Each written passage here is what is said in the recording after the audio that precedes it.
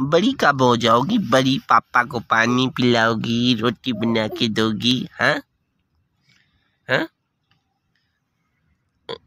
یہ تیری جو امی ہے نا وہ مجھے نہیں روٹی پکا کے دیتی، دیکھو نا۔ شلو تم بنا کے دو گی نا روٹی؟ روٹی کھانا؟ ہاں ہاں نا، تو ہاں پاپا بنا کے دوں گی، تو پاپا بنا کے دوں گی۔ ہاں تو پاپا میں چھوٹی گڑیا ہوں تمہاری،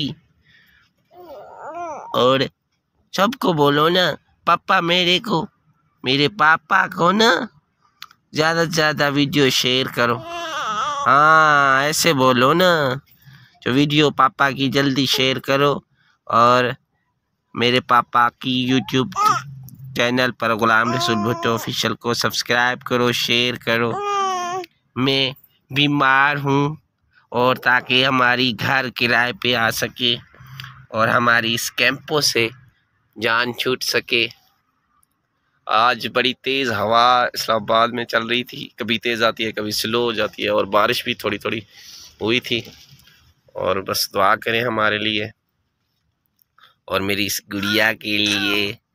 اور عید پہ نا میں آپ کے کپڑے لے آؤں گا، ہاں، اور اس طرح کی اچھی اچھی چوڑیاں لے کے آؤں گا، ایسے نہ چلو چوڑیاں، ٹھیک ہے؟ چوڑیاں لے کے آنا۔ اور کیا بیٹا؟ ہاں چلو بیٹا۔